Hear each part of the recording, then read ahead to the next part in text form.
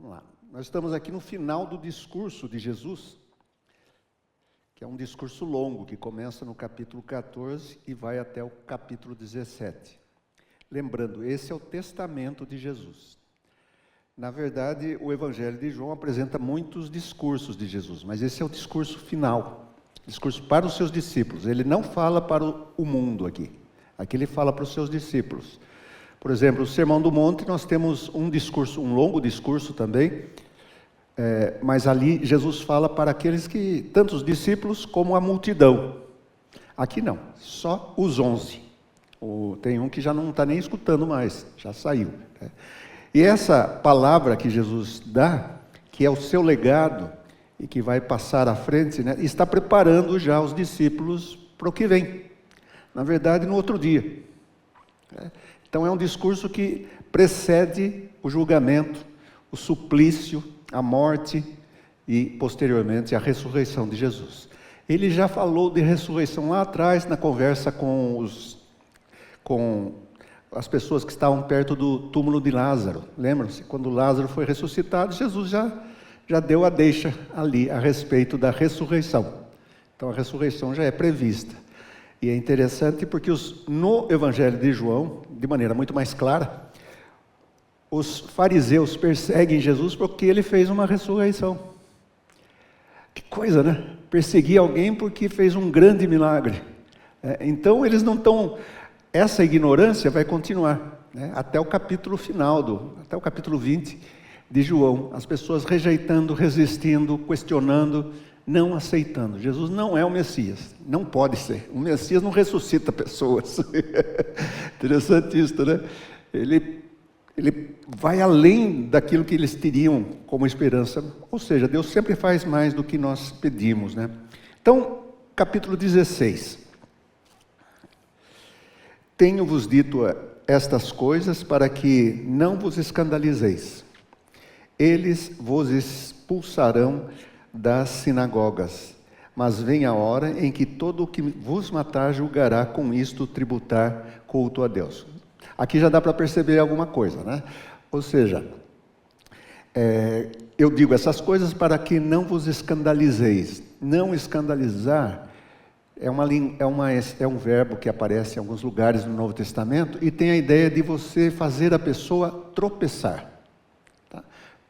Servir de pedra de tropeço. Alguém já teve essa experiência assim de andar e dar uma tropeçada, né? Dependendo da época, a gente tem mais vergonha ou menos, né? Quando você é mais novo, você não liga muito, mas quando você é mais velho, você tem vergonha de tropeçar. Né? Ou seja, ele está dizendo, olha, essas coisas é para vocês não tropeçarem. Essa é um ensino muito importante, né? Andar com Jesus significa que a gente pode ter aflições e essas aflições tendem a fazer que a gente desanime e até se afaste, né?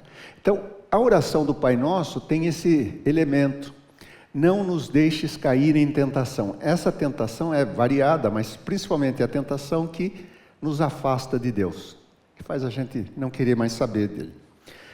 Eles vos expulsarão das sinagogas, mas vem a hora em que todo que vos matar julgará com isto tributar culto a Deus. Essa outra palavra, essa nova afirmação que Jesus dá aqui, tem a ver com seus interlocutores religiosos. Tá? Aqui ele está falando deste mundo, deste pessoal que se opõe a Jesus Cristo. E isso já é ventilado. Por exemplo, o leitor sabe disso quando leu o capítulo 9 de João. Lembram-se que o cego é chamado até a sinagoga e os homens dizem, mas quem que foi que fez isso? Não, você não era cego. E vem aquelas perguntas, né? Daí chamam os pais, e os pais, vendo o filho que era cego e agora vê, ele diz, olha, pergunte para ele, idade tem. E João faz questão de lembrar. Eles diziam isso com medo de serem expulsos da sinagoga. Tá? Porque quem já confessava que Jesus era o Filho de Deus já estava fora da sinagoga. Então aqui ele está retomando isso daí, e agora não somente agora, mas daqui para frente. Haverá um rompimento com a sinagoga. Nós temos que lembrar que o cristianismo, ele nasce nesse judaísmo. Né? Ele não nasce fora do judaísmo, ele nasce na nação da Judéia, de Judá. E nessa relação, né, ele é a esperança, Jesus é a esperança, e esse cristianismo que vai se propagando, inicialmente ele vai ter atrito, ou atritos, com a religião estabelecida, no caso o judaísmo. Tá? Então, isso vai ser um problema até mais ou menos os anos 80. Depois vai ficar pior. É que no segundo século há um rompimento total com a sinagoga. Mas não é a igreja que rompe com a sinagoga. É a sinagoga que rompe com a igreja. Tá? Então não foi assim, os discípulos falaram, não, agora nós não vamos querer saber da sinagoga. Né? Não. A coisa levou tempo, o apóstolo Paulo escreve aos Efésios, dizendo que dos dois povos fez um, que é a igreja, mas esse rompimento total vai acontecer a partir do século II, a ponto, por exemplo, dos rabis falarem isso que Jesus está falando aqui. Eles vão se considerar agradando a Deus fazendo isso para vocês. Né? Então, eu li alguns relatos assim da sinagoga, já no terceiro, quarto século, é brava, viu? É bravo. É assim que eles entendem que o cristianismo é uma blasfêmia. Então ele diz, se alguém, um dos rabis diz isso, se alguém disser que há dois poderes no céu, este é maldito. O que é esses dois poderes no céu? Por enquanto eles estão vendo aqui de uma outra maneira, né? Jesus, Deus e Jesus, assentado no trono. Então, a coisa começa a ficar mais forte.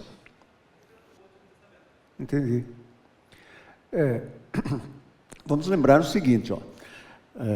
Pelas Escrituras, o que temos nas Escrituras é a história da salvação, a história da redenção, como Deus foi trabalhando isso até, então você olha, Apocalipse é o final disto, Gênesis é o começo. Inicialmente, Deus tratou com o primeiro homem, Adão, mas este pecou. Né? E daí então vem essa questão de trabalhar isto, como é que vai ser feito. Aí Deus escolhe um povo, escolhe Abraão. Abraão então é a semente, na verdade Abraão é semente de dois povos, né? Tanto dos ismaelitas como dos judeus. Né? Então você tem essa briga lá, mas todos eles são descendentes de Abraão. Estão brigando, são irmãos ali, né? Mas estão brigando. Deus se revela nessa nação, e essa nação vai ser o que é chamado de receptáculo da revelação. Então, Deus revela aos outros povos, e a tarefa de testemunhar aos outros povos é de Israel. E nessa caminhada, eles falham bastante. Então, mas Deus não desiste. A sua promessa vai continuando valendo. Mas ela vai tendo, Deus vai mostrando, vai mudando isso. Então você tem, por exemplo, era uma nação só, Israel. Depois de Salomão, essa nação se divide em duas. Reino do Norte, Reino do Sul. Israel e Judá. Então continua assim, mas eles continuam desobedientes. Aí esse pessoal é exterminado. Né? Exterminado no sentido de dissolvido. É dissolvido, se perde. E continuam os judeus, mas os judeus também continuam. Ainda não é judeus que eles chamam, são de judaítas. Eles ainda não aprenderam. Vão para o exílio. Ficam 70 anos. Voltam mais afinados. Mas o excesso de ênfase deles, por exemplo, no sábado, na circuncisão e na lei, acaba tornando-os demais religiosos. Então, quando Jesus chega, ele está enfrentando esse último caso. Então aqui nós temos, por exemplo, o zelo exagerado religioso pode afastar de Deus. Essa é a figura que está aí, clara. Então, o ser humano ele tem a tendência de criar tradições. A tradição é criada a partir de costumes. Nós vamos nos acostumando e achamos que esse é a totalidade. De tempos em tempos, Deus faz uma reviravolta principalmente nas concepções teológicas, no sentido assim que nós podemos estar nos afastando de Deus. No caso aqui é o que aconteceu. Eles tinham tanto rigor e eram tão cuidadosos para testar os profetas. O que eles estão fazendo aqui, em certo sentido, É o que Deuteronômio prevê. Ou seja, o profeta ele tem que falar aquilo que aproxima de Deus. Esse é o princípio, né? Ele pode até ver se cumpre o que ele vai falar, mas também se ele aproxima as pessoas de Deus. No caso aqui, eles estão questionando isso. Só que eles estão, apesar de toda a sabedoria, não estão pegando a imagem ou a mensagem a respeito de Jesus, né? Então, quando fala, ele diz assim, que eles expulsarão da sinagoga, e vem essa hora em que todo que vos matar, lembre-se que havia isso também, né? Julgará com isto tributar culto a Deus. Então, quando a religião chega nesse ponto, né, e nesse caso aqui, eles estão achando que isso daí é devoção a Deus. Mas vamos ver o que ele diz mais, porque ele vai explicar por que eles fazem isso. Versículo 3. Isto farão porque não conhecem o Pai nem a mim. Ou seja, qual que é a razão do pecado dessa gente? Qual a razão de perseguir? Não conhecer o Senhor Jesus, e ele chega mais longe, nem o Pai.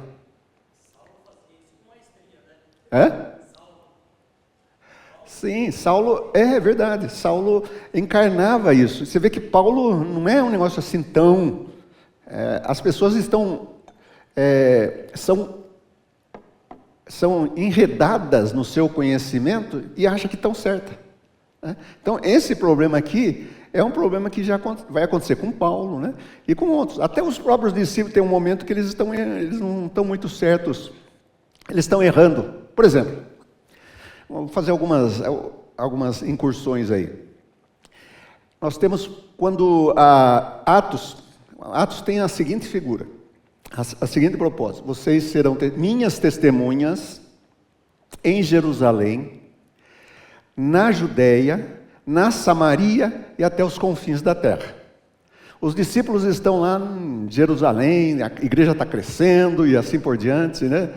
Daí o Estevão, lá no capítulo 6, resolve fazer um discurso no templo, o pessoal apedreja, né? E eles são espalhados. Veja, eles são espalhados não porque eles tinham essa visão, nós temos que sair daqui, né? Não, eles são espalhados porque eles estavam acomodados. E daí você tem Pedro conversando com Cornélio. Ele tem uma visão, né? Ele está jejuando, de repente ele tem nessa visão um banquete, banquete só de comida impura, né? Tudo que o gentio comia. Então ele disse, não, eu nunca comi isso daí, não vou comer. Daí Deus manda ele até a casa do Cornélio. Então veja, ele mesmo não entendia. Talvez eles entendessem que ir de Jerusalém até os confins da terra era evangelizar os judeus. Isso é muito importante a gente notar em Atos, porque, por exemplo, você tem o dia de Pentecostes. Ali muitas pessoas ouviram na sua própria língua a interpretação, tiveram todos eles ali, né? Daí, se tem gente de todas as nações, por que eles não vão pregar para todas as nações? Porque não era gente de todas as nações, eram judeus que vieram para a festa. Poderia até ter uns tementes a Deus, gente que já estava na sinagoga, mas não é contemplada. Tanto é que esse pessoal não contempla os tementes a Deus. Os tementes a Deus é aquele que é o grego ou o romano, que frequenta a sinagoga, está interessado na mensagem, no conteúdo do Antigo Testamento, no caso, né, a revelação de Deus, mas que ainda não passou pela circuncisão, que é o prosélito. Então você tem toda essa gente aí, mas ainda não tem essa concepção de pregar para os gentios. Então leva um tempo, né? Então Deus vai precisar corrigir a cabeça da pessoa, porque o plano dele é o mesmo. E aí acontece a primeira perseguição, daí vem Paulo também, nessa primeira perseguição, né? Paulo passa a persegui-los, também Paulo não entendia como é que esse negócio de ficar pregando para gentio também, ele não tinha uns negócios assim, de repente ele se converte. A conversão de Paulo chega a ser, para a igreja, foi uma coisa assustadora. Quer dizer, o sujeito que nos persegue agora se converteu, como é isso? Essa conversão aí, não sei não. Quando o sujeito é muito radical e se converte, a gente fica assim com o pé atrás, né? É normal, isso é normal da nossa natureza. Paulo vai ter que mostrar durante vários anos até o pessoal ter confiança nele. Claro, antes ele aprontou, Agora leva um pouco de tempo, mas Deus usa essa mesma pessoa, né? Então, aqui você tem duas coisas: não conhecem a Deus, dizem que conhecem o Pai, mas eles não, tanto é que o Pai é sempre falado a partir de Jesus, né? Não conhece o Pai, nem a mim. A mim, é claro, não conhecem, não recebem, não aceitam Jesus.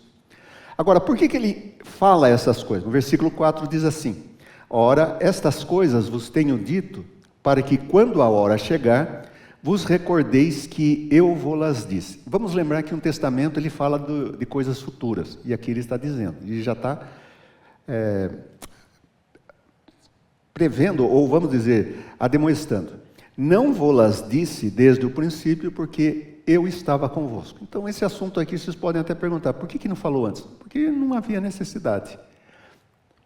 Mas agora vou para junto daquele que me enviou, e nenhum de vós me pergunta, para onde vais? É interessante essa fala, porque Filipe falou: Senhor, nós não sabemos para onde o Senhor vai, como que a gente vai saber o caminho? Né? Jesus já falou lá. Agora ele está reforçando. Então, esses 4 capítulos, com 17, 13, 14, 15, 16, ou 14, 15, 16, esses 3 capítulos, eles falam e voltam ao assunto constantemente. Tá? Então ele já falou isso, mas agora ele reforça e eles parecem que têm um pouquinho mais de discernimento. Não falam isso para onde vais, pelo contrário, porque vos tenho dito estas coisas, a tristeza encheu o vosso coração. Em outras palavras, é uma palavra de despedida mesmo. E uma palavra de despedida de alguém que a gente ama muito, a gente sente. Então, o que eles têm aqui é uma tristeza que enche o coração. Mas eu vos digo, convém-vos que eu vá, porque se eu não for, o Consolador não virá para vós outros. Se, porém, eu for, eu vou-lo enviarei. Quem é o Consolador?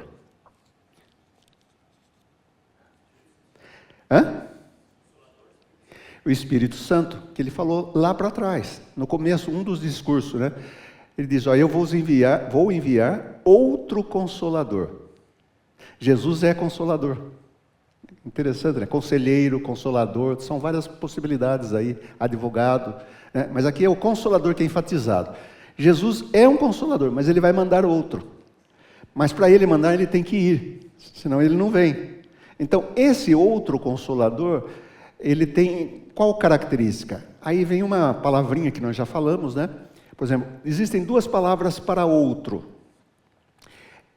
Heteros, que quer dizer outro, e alos, que também vai traduzir por outro. Aqui Jesus está dizendo alos Consolador, alos paracletos. Essa é a palavra, né? Ele está dizendo, é outro, mas é da mesma substância. Tá? Não é heteros, que é de substância diferente. Quando a gente diz assim, o nosso público é heterogêneo, ou seja, várias camadas, né? Várias pessoas de várias regiões, várias idades, o que mais? Várias posturas sociais. Então isso aí é um povo heterogêneo, é outro, diferente, Aqui é outro igual, tá? Outro igual. Então quando se diz assim, que Jesus está mandando um outro Consolador, ele está dizendo alguém que é a minha imagem, da mesma substância que eu. E aí é uma coisa muito importante, porque agora Jesus vai, mas o seu Espírito capacita que ele esteja sempre e conosco sempre. Né? Então, a sua ida não somente proporciona perdão de pecados, mas também nos dá uma garantia. O apóstolo Paulo vai usar essa expressão, uma garantia, um selo, que continua da contínua presença de Jesus através do Espírito Santo. E é mais até, porque Jesus era limitado fisicamente. Agora não há limites espiritualmente. Como é que o Espírito Santo pode estar aqui e pode estar no Japão? Pode estar nos Estados Unidos, pode estar na África, naqueles que creem em Jesus. Por causa disso, né? Essa transcendência e imanência, ele está em todo lugar e ao mesmo tempo está aqui. Né? Então, isso daí é divino, você não tem como explicar, né?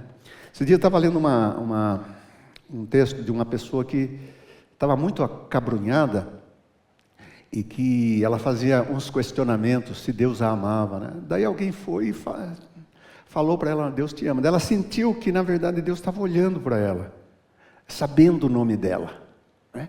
Então, a nossa dificuldade em crer é que a gente projeta para Deus.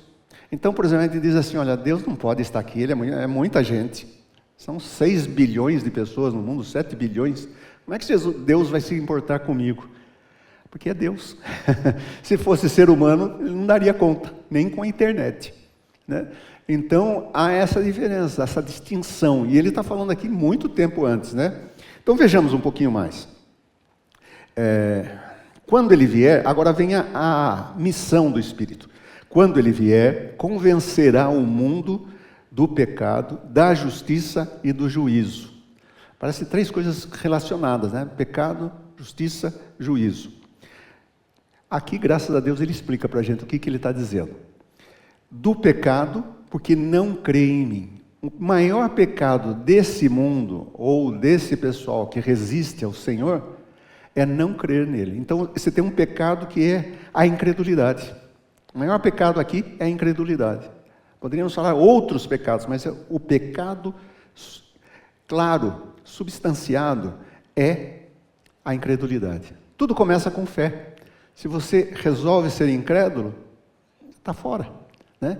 Então, essa presença do Senhor Jesus vai trazer juízo, em certo sentido, é justiça, né? Convencerá do pecado, depois da justiça, né? Da justiça porque eu vou para o Pai e não me vereis.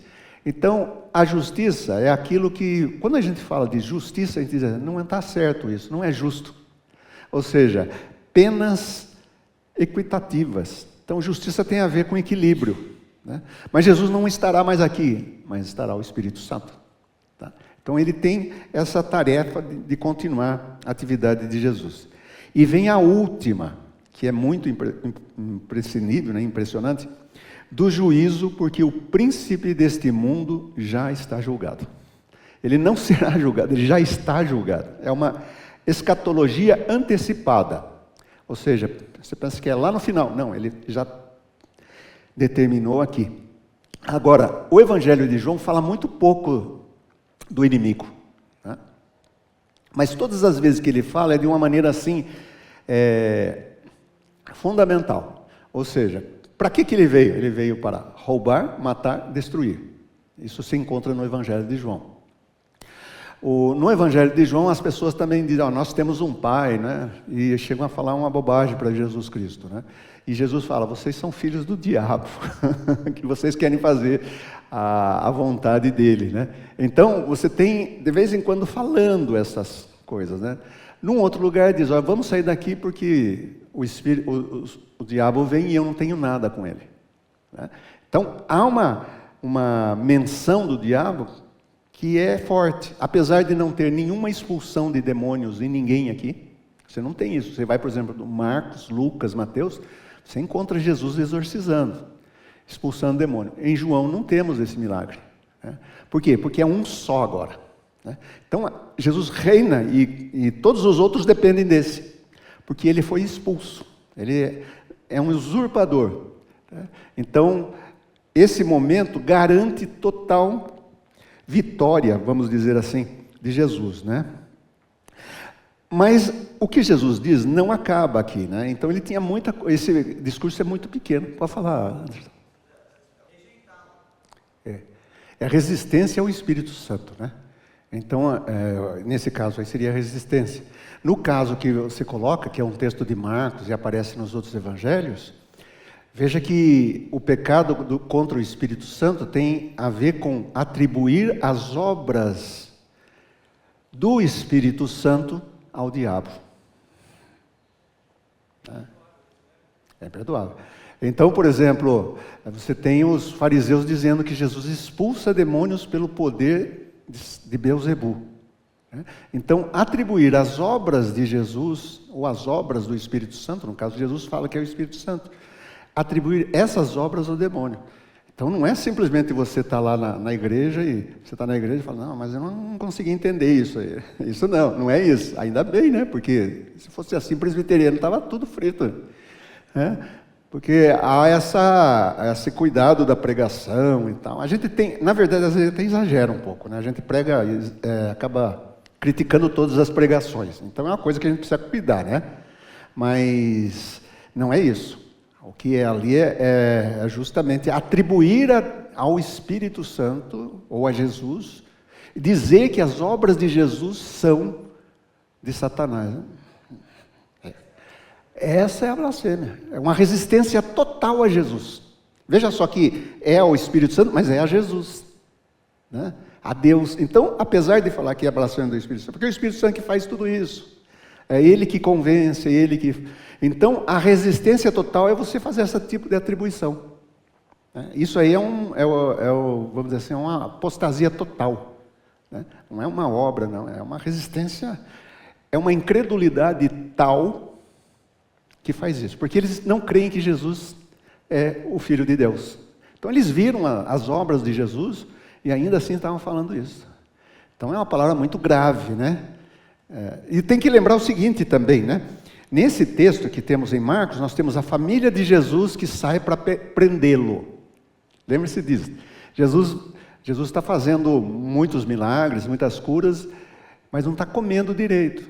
Né? Não tinha tempo nem de ir para comer. Você vê como que era a tarefa de Jesus. Daí eles chegam e ali tem no meio a conversa com os fariseus. Depois ele volta a falar daí vem a família, né? Chega ali, vem a conversa com os fariseus e depois Jesus fala sobre a família. Eles falam assim, ó, o pessoal que estava ali disse para Jesus, olha, sua família está aí, vieram te buscar. Daí, quem é a minha família? Todo aquele que faz a vontade de Deus. Ou seja, a mesma família não estava entendendo, mas ela não comete esse pecado desse jeito.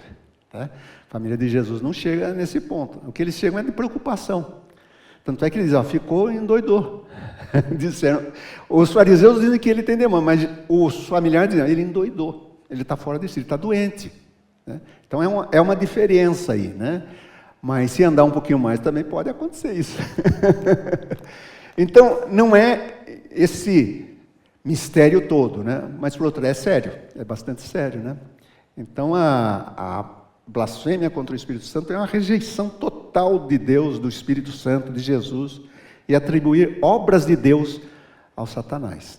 Então tomar cuidado com, às vezes até quando a gente pega e fica falando de algumas coisas aí, né? Tenho muitas coisas para dizer, mas não podeis suportar agora. Versículo 12. Quando vier, porém, o Espírito da verdade, ele vos guiará a toda a verdade, porque não falará por si mesmo, mas dirá tudo o que tiver ouvido e vos anunciará coisas que hão de ver. Ou seja, a tarefa, o saber de Jesus é muito mais amplo. O Espírito Santo, então, ele vem como esse dom, esse presente de Jesus Cristo para orientar a sua igreja, orientar para a verdade. Lembre-se que nós aqui estamos falando em termos de produção também. Produção de material, de textos, ainda não estava, os discípulos não produziram nada. Né? Então, esse material vai ser produzido posteriormente. E ele está dando uma dica, quem é que vai orientar sobre esse material escrito, sobre as obras que vierem mais para frente, e assim por diante? É o Espírito Santo. Com o Espírito Santo não há erro. Vamos colocar isso, não há erro, né? O Espírito de Deus conduz a toda a verdade. Então, ao mesmo tempo que Jesus está se despedindo dos seus, ele está dando um alento. Ou seja, eu vou, mas vocês não vão ficar sozinhos. Né? Não vão ficar sozinhos, vocês terão o Espírito Santo que guiará a toda a verdade. Então, ele vai falar do que tem ouvido. Ou seja, é transmissão de conteúdo ainda, né? Ele me glorificará, porque há de receber do que é meu e vou-lo há de anunciar. Ele me glorificará em que sentido? Né? Lembre-se que esse evangelho ele enfatiza muito a glória de Jesus. Desde o começo, no primeiro capítulo diz, e nós vimos a sua glória, glória como do unigênito do Pai. Jesus faz o primeiro milagre, que é a transformação de água em vinho, e ali manifestou a sua glória. Esse cego não nasceu cego porque seus pais pecaram, porque ele, mas para manifestar a glória do Pai. E assim por diante. Então você tem muito essa questão da glória. Daí chega no capítulo 12, Senhor, glorifica o teu filho, né? Glorifica o teu nome. Ele diz, é o único lugar que Deus fala. Eu já glorifiquei e ainda o glorificarei. Então, essa questão da glória, ela pervade, ela invade todo o texto. E aqui diz, ele me glorificará. Ele não vai ser uma contradição em relação a Jesus. Quando se diz assim, ele vai me glorificar, ele vai me honrar. Ou seja, ele vai tratar de tudo que vocês têm a ver ou saber de maneira coerente com aquilo que eu sou, aquilo que eu falo. Então, não há contradição. O que o Espírito faz é o que Jesus faz. Tanto é que nos Atos dos Apóstolos é muito interessante, porque é uma discussão, qual deveria ser o nome do livro de Atos? É Atos dos Apóstolos, mas não foi dado por Lucas. Atos dos Apóstolos foi dado pela igreja posteriormente para definir aquele livro, né? Alguns acham que poderia ser chamado de Atos do Espírito Santo, porque é a pessoa que mais aparece ali no livro de Atos, mas também pode ser Atos de Jesus, porque o texto diz assim, comecei a falar do que ele começou a fazer entre nós, e Jesus vai continuar fazendo. Então, essas duas pessoas, o Pai e o Filho, né, eles se relacionam com o Espírito, e o Espírito ao mesmo tempo é o Filho e é o Espírito. Então tem uma coisa muito interessante desse amor da Trindade, é um amor trino, um glorifica o outro, e no caso aqui, o Espírito não vai deixar, não vai contradizer, não vai fazer nada que não honre o Filho. Tudo quanto o Pai tem é meu, por isso é que vos disse que há de receber do que é meu e vou-lo de anunciar. Um pouco e não mais me vereis. Outra vez um pouco, ver-me-eis. Veja que ele está falando do quê? E aqui deve ter sido difícil, né? Ele deu a previsão, a predição. Isso é uma predição. Um pouco estarei convosco, um pouco não, ou um pouco não e um pouco sim. Em que sentido? 3 dias. Jesus vai ficar longe deles somente 3 dias. Mas para a pessoa que ainda não entende, esses 3 dias parece que foram 30 anos. Imagina, por exemplo, Jesus morreu, foi enterrado e as pessoas falam, acabou a esperança.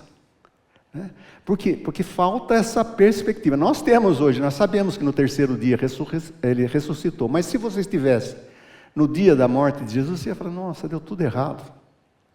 Nada deu certo. Ele era para ser liberto, colocaram lá um sujeito lá para competir com ele, que é o Barrabás. Ele foi traído, foi supliciado, deu em nada a sua mensagem. Limitação nossa, né? Há uma limitação humana. A gente só vai entender isso depois da ressurreição. Então, quando ele diz assim, um pouco, quando ele diz um pouco e não me vereis, outra vez um pouco, ver-me-eis, tem a ver com a ressurreição ali, 3 dias depois. Ele some por 3 dias, 3 dias depois está. Então, alguns dos seus discípulos disseram uns aos outros, que venha a ser isto? Notem como eles não estavam entendendo. Um pouco e não mais me vereis, e outra vez um pouco e ver-me-eis. Eles já estavam tristes. Vamos lembrar que Jesus fala, eu sei que vocês não estão fazendo pergunta, porque vocês estão tristes. Eles estão tristes. Jesus só está falando coisas boas, mas ao mesmo tempo coisas difíceis. Muita aflição. Há muita aflição. Diziam, pois, que venha a ser um pouco, não compreendemos o que quer dizer.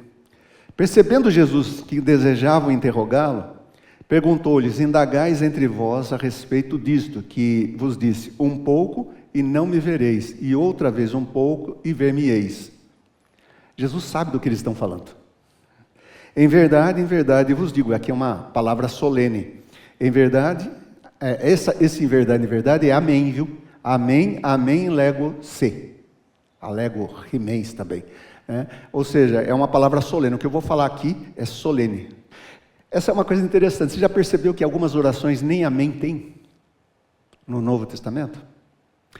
O amém aparece quando vem uma doxologia. E Deus seja glorificado. Amém. Glória a Deus, tem que ter um amém. Glória a Deus, amém. É interessante a gente falar glória a Deus, daí o outro fala glória a Deus, né? Mas não é. É glória a Deus, amém. Seria isso, né? Eu não estou inventando a roda aqui também, né? Só dizendo essa questão, né? Em verdade vos digo, versículo 20, que chorareis e vos lamentareis, e o mundo se alegrará. Então vamos ver se ilumina um pouquinho mais, né? Vós ficareis tristes, mas a vossa tristeza se converterá em alegria.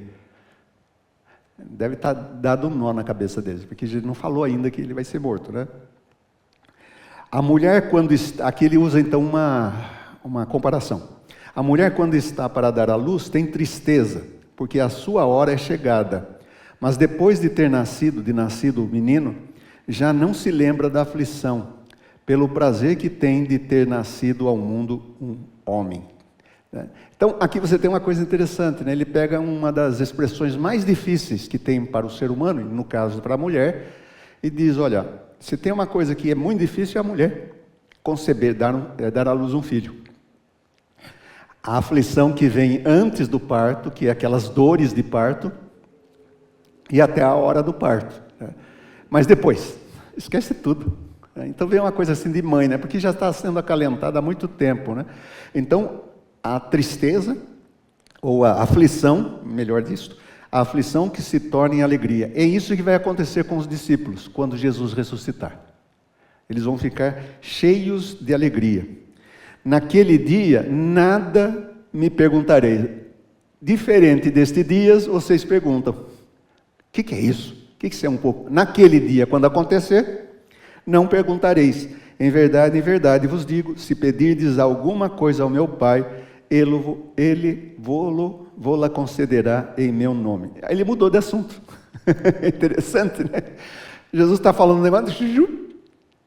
Esse é típico do Evangelho de João, né? Um assunto leva ao outro. Quer dizer, já que você não vai, da agora em diante, você vai pedir, vai rogar a Deus em meu nome e Deus vai conceder. Olha que coisa, que estratégia sensacional.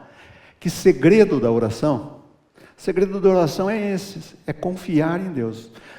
O livro de Hebreus diz assim, ó, que sem fé ninguém consegue agradar a Deus. Só tem uma coisa para se relacionar com Deus, né? Ou um elemento que não pode faltar, fé. Crer em Deus. É claro que você vai perceber que mesmo os homens de grande porte, de grande estatura espiritual, eles tiveram seus momentos de dúvidas, né? Não de incredulidade, mas de dúvida. A dúvida não é necessariamente incredulidade. Se for dominada, ela volta a ser fé. Se for desenfreada, ela fica e não crê mais, né? A dúvida se torna então uma incredulidade. Então, se temos uma incredulidade, já não há fé. Mas se temos dúvida, é possível ainda de resgatar, né? Então, por exemplo, vamos usar o exemplo do Pedro. Jesus está andando sobre as águas. Aí o Pedro fala, é o Senhor? É o Senhor. Então manda que eu vá até aí. O Pedro era bem assim, era o sujeito radical, né? Pedro disse, eu também quero andar nas águas. Além de Jesus, Pedro andou nas águas. Interessante, né? Os outros ficaram lá só. A ousadia de Pedro faz ele dizer isso, que eu vá até aí. Ele vai. Tá, opa, estou andando. Daqui a pouco ele escuta o vento, né? Ele começa a afundar. Por quê? Perdeu o alvo. Começou a olhar para as coisas que estavam do lado, né? A fé é olhar para o alvo. Tanto é que é dito isso para Josué. Não olhe nem para a direita e nem para a esquerda. Ou seja, a partir da palavra de Deus, a gente fica nela. E essa é uma coisa que a gente pode administrar, tá? Vou fugir um pouquinho aqui, ou seja, vou fazer um excurso aqui, né? Dá uma olhadinha em Tiago. Esse é um texto que sempre me encucou, né? Tiago, capítulo 1, acho. Capítulo 1. O livro de Tiago é um livro de sabedoria, né? Capítulo 1, versículo 5. Se, porém, algum de vós necessita de sabedoria, peça a Deus, que todos dá liberalmente e nada lhes impropera, e ser-lhe-á concedida. Deus dá. Não tem meias palavras. Peça, porém, com fé. Peça acreditando que vai receber, que já recebeu, se você quiser colocar dessa forma. Em nada duvidando. Então, a nossa luta é tirar a dúvida, para não gerar incredulidade.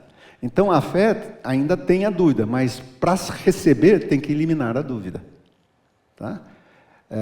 As palavras se tornam eficazes porque elas tiram qualquer dúvida.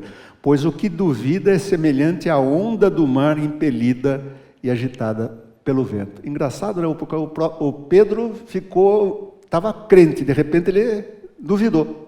No mar, e aqui está falando do mar, né? Não suponha que esse homem alcançará do Senhor alguma coisa. Você vai lá meio duvidoso, não. O que Jesus fala quando ele aparece ressuscitado e antes disso o Tomé diz, não, eu não vou acreditar. Ele já é mais duro, né? Não vou acreditar a não ser que ponha o dedo nas suas chagas, a mão nas suas chagas. Aí Jesus aparece e Jesus diz, vem cá, Tomé, põe a tua mão aqui. Ser crente, seja crente, né? Aí ele, no versículo 8, diz assim, homem de ânimo dobre, inconstante em todos os seus caminhos. Então, a dúvida é inconstante, ora crê, ora não crê. E daí você tem uma coisa interessante que vai acontecer nesse livro quando ele fala sobre a oração. Onde está isso? Deixa eu ver. Capítulo 4. Então, ele está dando uma bronca aqui já é perto de profecia. Capítulo 4. De onde procedem guerras e contendas que há entre vós? De onde, senão dos prazeres que militam na vossa carne? Cobiçais e nada tendes, matais e invejais e nada podeis obter. Viveis a lutar e a fazer guerras, nada tendes, porque não pedis. Daí vai para o assunto da oração. Pedis e não recebeis. A oração inválida. Uma oração que não tem fruto. Porque pedis mal, para esbanjardes em vossos prazeres. Mas o que é isso? O que é pedir mal? Infiéis, não compreendeis que a amizade do mundo é inimiga de Deus?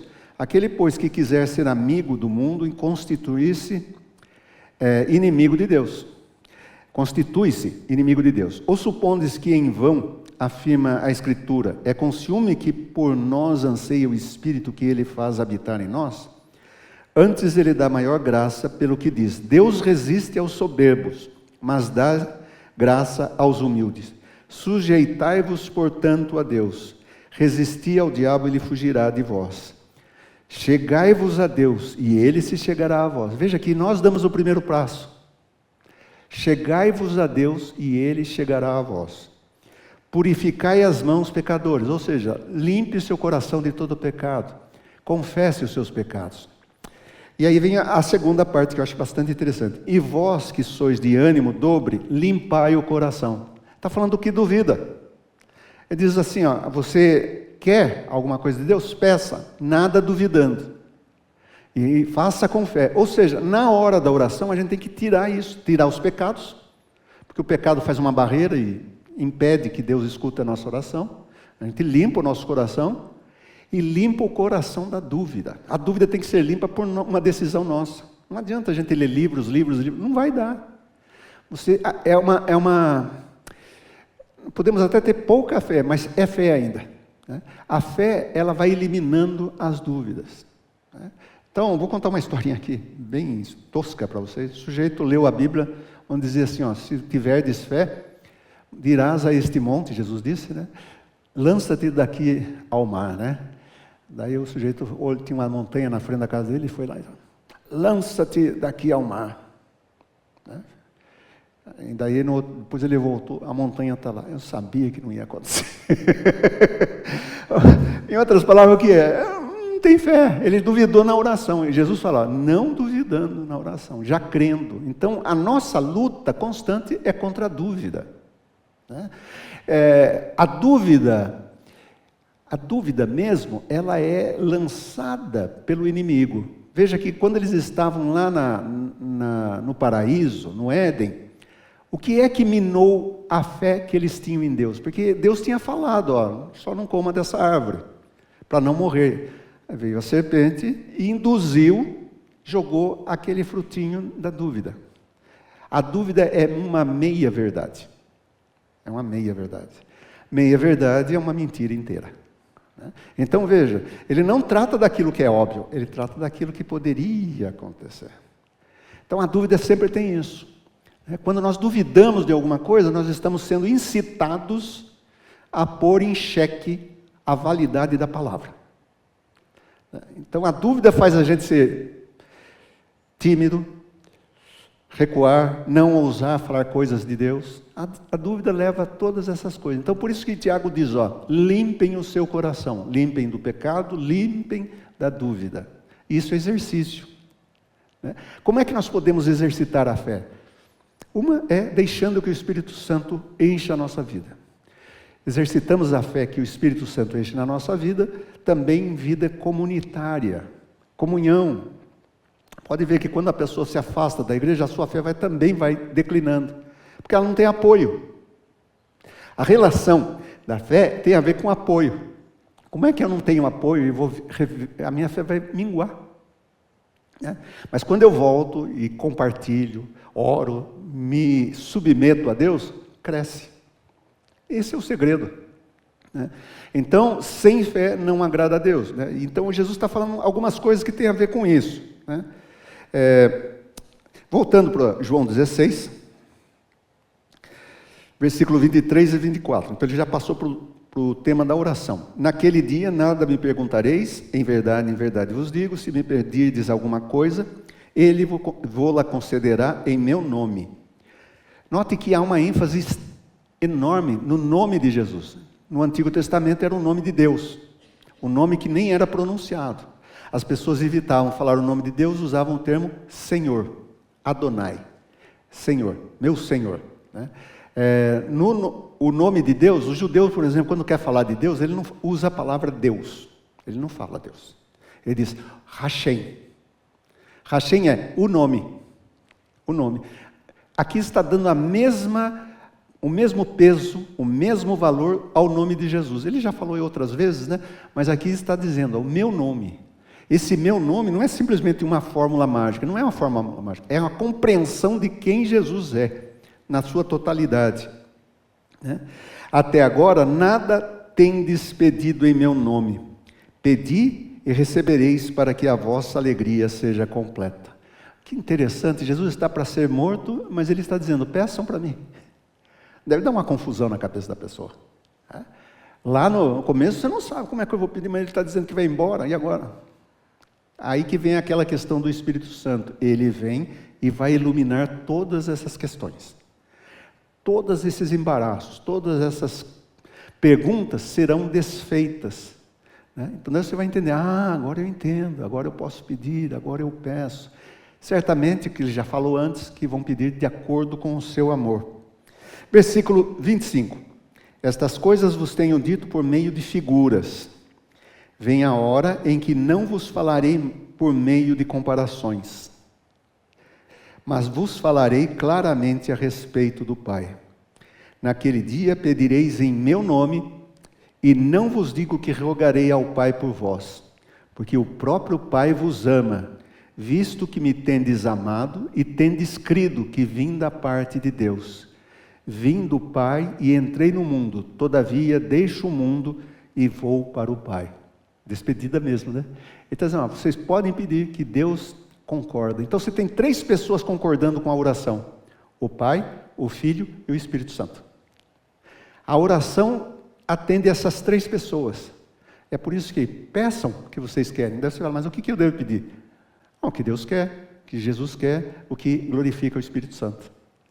Veja que nós somos limitados por essa compreensão. Não é assim, eu quero 3 carros. Isso é bobagem. Eu quero tal coisa, não é isso. Na verdade, eu quero fazer a vontade do Senhor. E na medida que a gente vai andando, vai aprendendo. Disseram seus discípulos, agora no final do discurso, agora é que falas claramente. São 3 capítulos aí, Jesus falando, daí ele chega, agora sim, Senhor, agora sim. Eles ficaram até animados, né? Agora é que falas claramente e não empregas nenhuma figura. Agora vemos que sabes todas as coisas. Nossa, Jesus ressuscitou morto, já falou com a samaritana, agora, né? E não precisa de que alguém te pergunte, por isso cremos que de fato vieste de Deus. Olha só, Jesus. Levou 16 capítulos para eles chegarem a essa conclusão. 16 capítulos. E olha o que Jesus fala. Então, aqui para acabar, terminar o nosso encontro aqui, né? Jesus respondeu, credes agora? Nossa, Jesus tinha muita paciência mesmo, né? Eis que vem a hora e já é chegada, e que sereis dispersos. Vocês estão muito crendo mesmo, todo mundo vai fugir. Esses são os crentes do agora, né? Mas do depois é que precisa ver, né? Cada um para a sua casa, e me deixarei só. Contudo, não estou só, porque o Pai está comigo. Então, veja só, toda essa convicção chega ali, não, agora nós cremos e tal, mas é isso, mas vocês vão fazer o seguinte, vocês vão dar no pé. Então, toda a paciência de Jesus, e não adiantava Jesus trocar de 12, esses 12 aí, esses 11 que estão aí, né? Porque seria a mesma coisa. O ser humano é assim, né? Ele precisa trabalhar. O Espírito Santo vem aperfeiçoar, vai dar condições, vai dar mais equilíbrio, mais estabilidade. Mas por enquanto eles estão ainda como discípulos. Então, eis que vem a hora e já é chegada que sereis dispersos, cada um para a sua casa, e me deixarei sós. Contudo, não estou só, porque o Pai está comigo. Estas coisas vos tenho dito para que tenhais paz em mim. No mundo passais por aflições, mas tende bom ânimo, eu venci o mundo. Apesar da palavra dos discípulos, Jesus diz, tende bom ânimo. Então, Jesus é maravilhoso, porque se a gente falasse assim, se Jesus olhar para mim, ele não me aceitaria. Não é que ele não aceitaria, é que você está olhando para você como se fosse você. Jesus não olha para você como fosse você, ele olha como Jesus.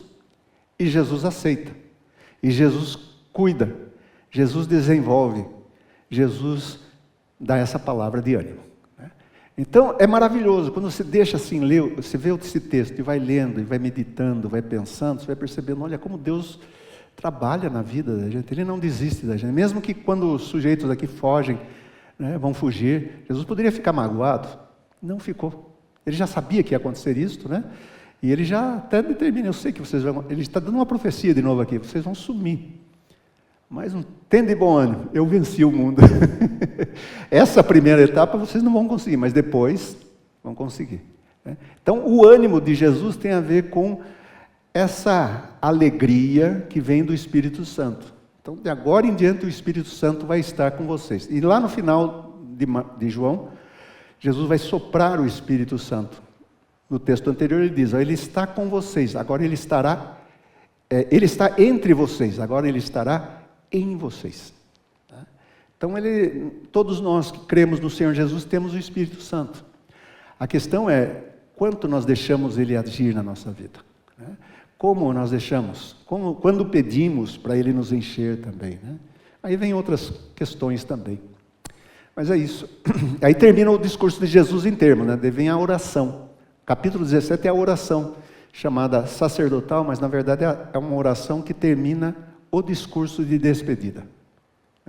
Então, isso é típico dos testamentos, terminava-se com uma oração.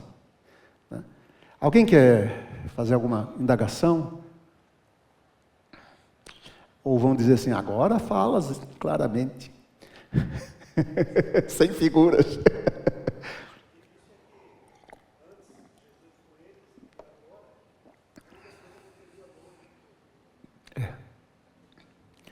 A luta contra a dúvida é muito forte, nós temos que lutar sempre.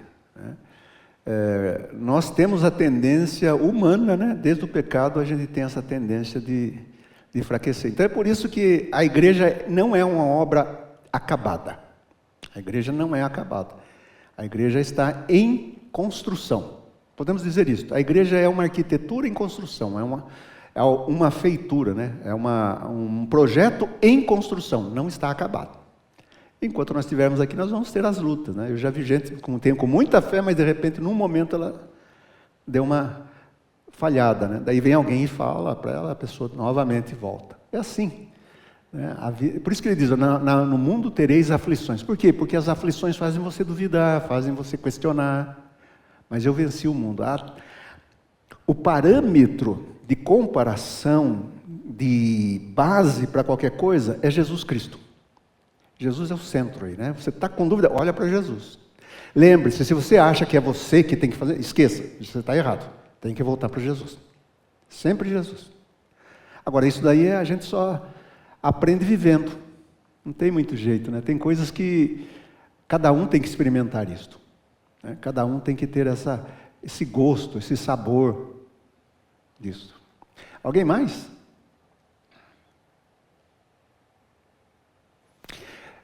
Eu fui pastor numa igreja que tinha um templo enorme. Eu acho que era bem maior que este até. Mas era pouca gente que tinha. Né? Tinha passado por 3 divisões. E lá atrás, era uma igreja alta, tinha uma figura enorme de um riacho entre pedras. Não sei por que colocaram aquilo, mas estava lá. Né? Era uma coisa assim, uma parede. Naquele tempo que colocavam uma fotografia muito enorme. Né? Eu estava falando para uma senhora, estava falando sobre Apocalipse numa quarta-feira. E tinha uma senhora lá que tinha uns 80 e tantos anos, ou mais até. E ela geralmente não fazia pergunta. Daí eu terminei assim o capítulo sobre o Apocalipse e falei, alguém tem alguma pergunta? Ela disse, eu tenho. Acho que era a dona Zulmira, não é? Senhora dona Zulmira, qual que é a sua pergunta? Aquele quadro que está lá atrás, é aquele ou é outro? Eu pensando que ele ia fazer uma pergunta do texto, né? Ela perguntou do quadro. Às vezes pode acontecer isso, pastor, aquele quadro lá é o mesmo, né? Tá bom, vamos fazer uma oração? Eu pedi para o Guilherme fazer essa oração, né?